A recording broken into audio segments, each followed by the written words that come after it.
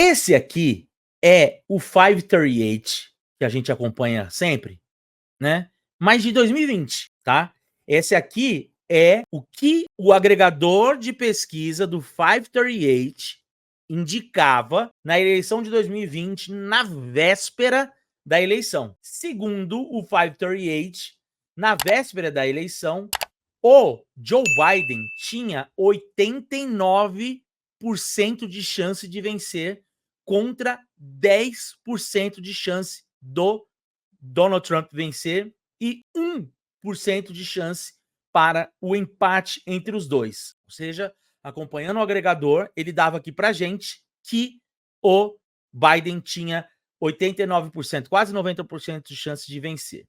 Quando a gente olha aqui, ó, a chance de vitória é 89 contra 10, certo? 89% contra 10. Quando a gente olha no voto popular, olha aqui, ó, o Biden tinha 53,4% contra 45,4%. Agora, nós já vamos checar como é que foi o desempenho, tá bom? Do 538. Olha aqui, ó. Olha aqui, olha aqui. Vou falar de novo, olha aqui. Percebam, a gente lembra da eleição de 2020 como uma eleição muito nervosa por conta dos 4, 5 dias de apuração e que a Geórgia virou no último dia e que a Pensilvânia ficou por 100 mil votos e que o Wisconsin ficou por 20 mil votos e que o Michigan ficou por 10 mil votos e que a Geórgia ficou por 10 mil votos e, enfim, Arizona ficou por 10 mil votos e a gente ficou aqui acompanhando, vai, não vai, vira, não vira, como é que tá isso. Só que se você olha a campanha inteira ao longo dos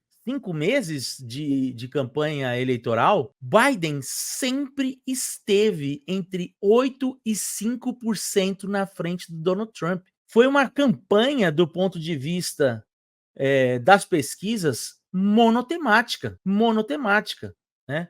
Começa a chegar ali em outubro, nós temos a morte da juíza da Suprema Corte, né, a Ginsburg, e o Covid do Trump, né? E aí o Biden dá uma crescida, depois eles dão uma chegada e termina aqui, ó, 53,4 a 45,4. Isso aqui era a distância que existia entre os dois, segundo o 538. Vamos olhar quanto que ficou? Olha aqui, ó. Ficou 51,3 a 46,9, ou seja, dentro da margem de erro. O Biden teve 2% a menos e aí o Trump teve 2% a mais, dentro do que se esperava. 47 a 51, digamos assim, se esperava 53 a 45, 8 pontos de diferença. Ou seja, no quesito voto nacional, o 538 se mostrou deveras acurado. Vamos dar uma olhadinha no que dizia o 538 sobre as disputas nos estados? Ele dizia que em Ohio o Trump venceria. Verdade, o Trump venceu. Ele dizia que no Iowa o Trump venceria. Verdade, o Trump venceu. Ele dizia que no Arizona o Biden venceria. O Biden venceu. Ele dizia que na Geórgia o Biden venceria. O Biden venceu. Ele dizia que em Nevada o Biden venceria. O Biden venceu. Ele dizia que na Flórida o Biden venceria. O Biden não venceu na Flórida. Então, primeiro erro. Segundo, ele dizia que o Biden venceria na Pensilvânia. O Biden venceu. E para finalizar, Carolina do Norte. Ele dizia que o Biden venceria na Carolina do Norte e deu Donald Trump, certo? Então, das previsões feitas pelo 538, ele acertou dentro da margem de erro o voto popular nacional de 2020 e ele errou duas previsões de estados, que era Carolina do Norte, que ele disse que o Biden iria vencer e, no entanto, o Trump venceu por 49,9 a 48,6. E ele disse que o Biden venceria na Flórida e não foi o que aconteceu. O Trump venceu facilmente a Flórida. Beleza? O resto, ele acertou tudo. Porém, tem um porém, obviamente. Por quê? Ele dizia, se a gente for voltar aqui, ó, pegar o caso do Michigan. Vamos pegar o caso do Michigan, quer ver? Ó? Ele dizia que no Michigan o Biden venceria por 53,5% a 45,5%. 8 pontos de vantagem.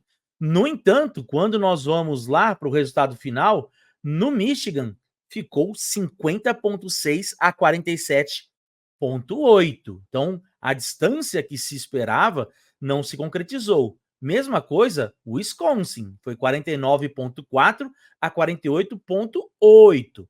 Como é que foi o Wisconsin lá, segundo o 538, na eleição de 2020? Olha só, ele dizia que o Biden venceria com 53,7 a 45,4, mais de 8% de vantagem. E não foi, não foi. Foi por 0,6 a diferença. Então, o que isso quer dizer? Apesar de ter acertado em boa parte das indicações de quem seria o vitorioso, as margens não foram seguras. Por que eu estou querendo fazer isso? Porque hoje as margens que a Kamala Harris tem sobre o Trump são muito menores do que o Joe Biden tinha em 2020. As margens que a Kamala Harris tem, por exemplo, no Wisconsin e no Michigan, não chegam a 8% como era o Joe Biden em 2020.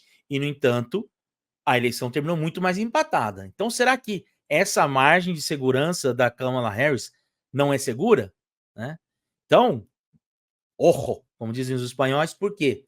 Porque essa eleição, mesmo com os agregadores apontando números e distâncias, isso é algo que não dá para cravar 100%, né? Não é uma distância segura para você cravar um determinado resultado. Ah, então, para que você fica olhando pesquisa? Para que você fica olhando aqui os mapas eleitorais? Primeiro, porque vocês gostam, é igual eu fazer chamada na sala de aula. E segundo, porque elas mostram tendências, mostram o eleitor para onde está indo, para onde não está indo. Quando você vai depurando o voto para saber a idade do eleitor, a etnia do eleitor, o nível de engajamento, você vai podendo olhar que campanha está mais engajada ou menos engajada, que é um exercício, inclusive, que eu já fiz aqui numa live anterior. E aí tem uma questão também que o Matheus está levantando aqui, que é a existência de uma superestimação dos republicanos em 2022. Nós estamos falando de 2020, mas o Matheus está falando de 2022.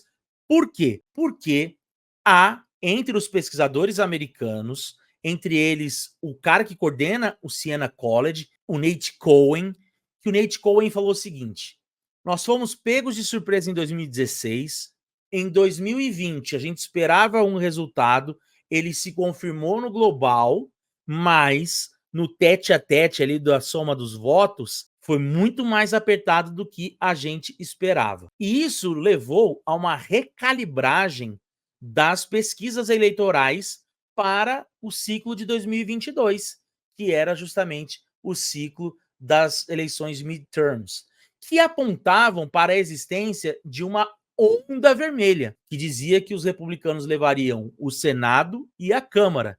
E, no final das contas, isso não aconteceu. No Senado, os democratas mantiveram o controle da casa por um senador, e na Câmara, se esperava uma diferença de 20 delegados na frente para os republicanos, acabou numa vantagem de pouco mais de 7 deputados, que hoje está ali 2, se eu não me engano. Né? Então, isso que o Matheus está falando é algo que o próprio Nate Cohen, do Siena College, levantou como uma hipótese. Ele falou assim, olha, depois de 2016, 2020, as nossas pesquisas ficaram muito boas de identificar o eleitor republicano. Então, a gente consegue capturar muito mais o voto do eleitor republicano, né, pelos cortes que eles fazem, né, demográficos, para encaminhar uma equipe de pesquisa, do que faziam antes. Então, isso poderia representar uma superdimensão dos eleitores republicanos nessas pesquisas, tá? Isso é algo para ver. Você acabou de ver um corte da Imperial Live, a live imperialista do canal do Sorrilha, que vai ao ar toda segunda-feira, 8 horas da noite. E se você gostou do conteúdo, considere se transformar em membro apoiador do canal para participar de camarote nas lives, além de várias outras vantagens que você vai ter acesso. Já deixa um like no vídeo, se inscreva no canal caso não seja inscrito, caso não seja inscrita. Nos vemos na próxima. See ya!